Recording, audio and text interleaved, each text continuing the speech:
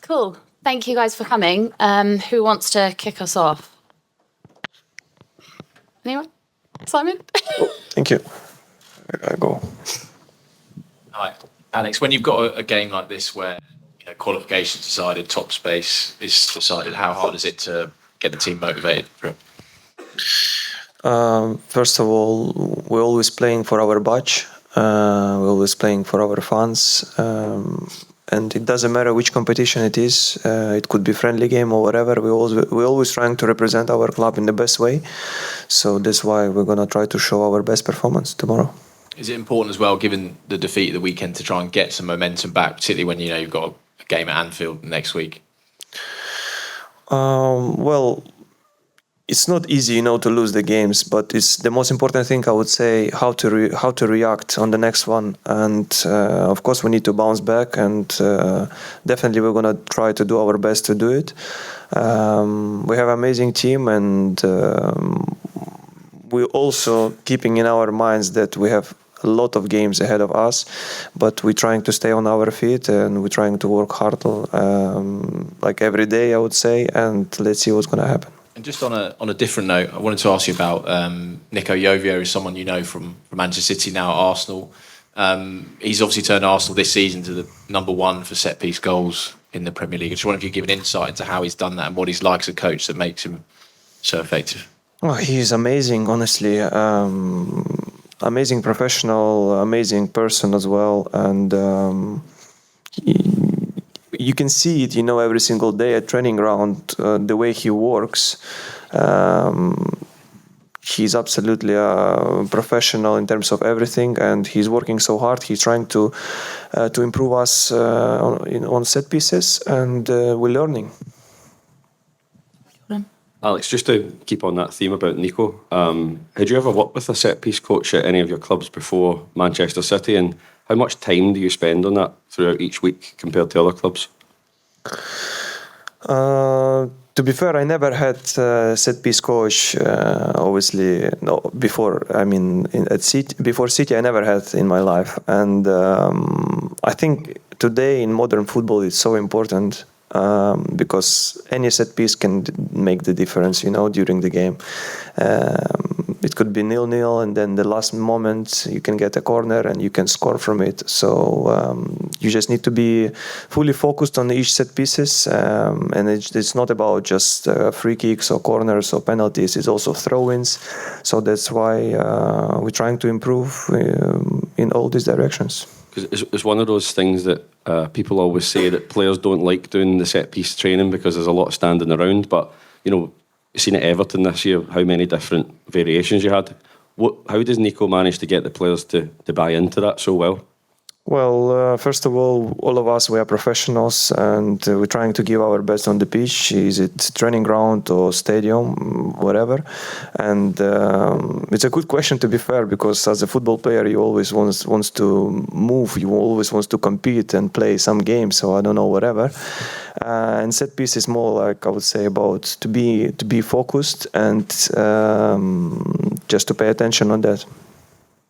One down here. Yeah.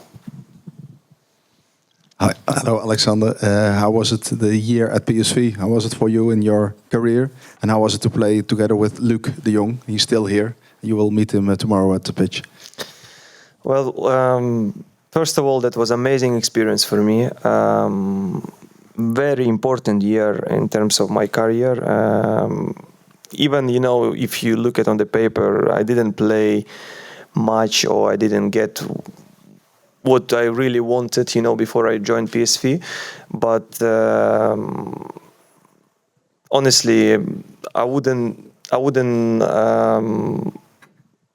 buy this experience anywhere else than this place, because whatever who asked me about PSV, I used to say always a good words, because the place here is absolutely fantastic in terms of everything, football-wise, living the life, because even since I left PSV, I used to come here for a couple of times, for holidays, because I have few friends here as well. And for such a young player, like I was that time, it's amazing place.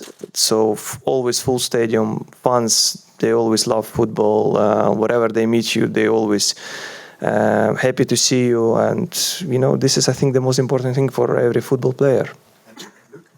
Luuk is amazing professional, honestly. I would say one of the best player playing with his head, You can. I used to call him.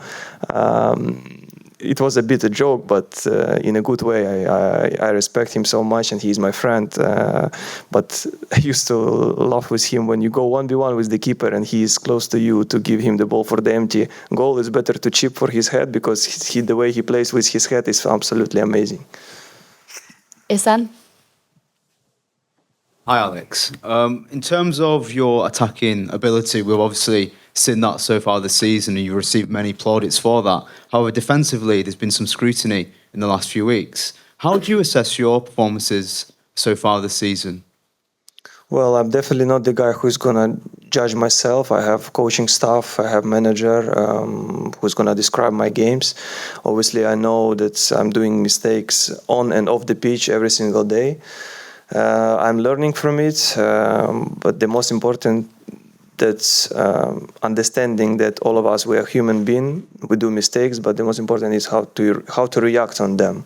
I don't try to repeat them, and at some point, at some moments, I'm losing the concentration. So the thing is, you need to realize where and how to solve these kind of problems and try to avoid it for the future.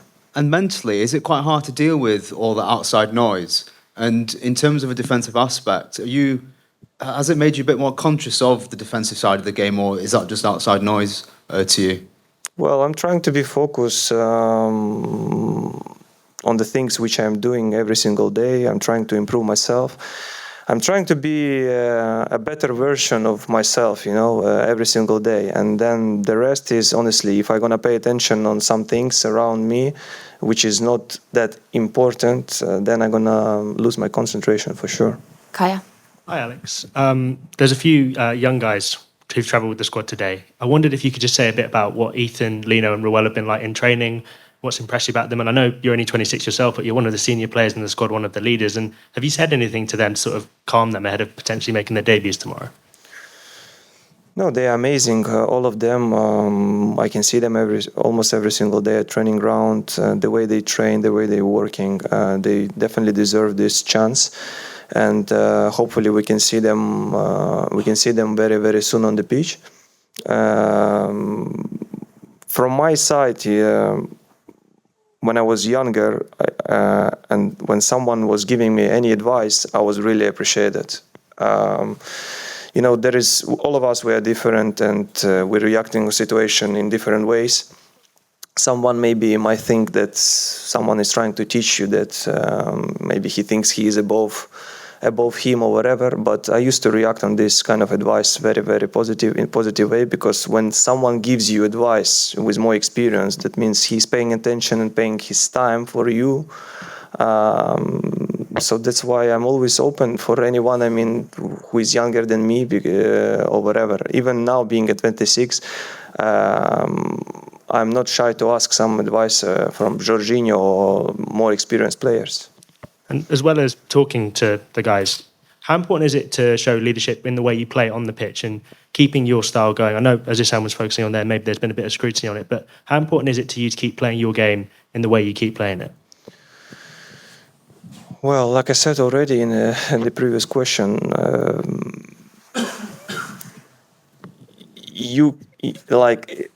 I would say we and me, as a team and as an individual, we're trying to be the best version we could, and every single day we're trying to work hard on that. And the rest is just don't give up and carry on what you are doing, because in my point, if you have dream and you really want to achieve it, you just have to give it all for it. And if you're not going to achieve it in the end, that means you didn't want this enough. So that's why you just have to be the best version of yourself. That's it. Sam?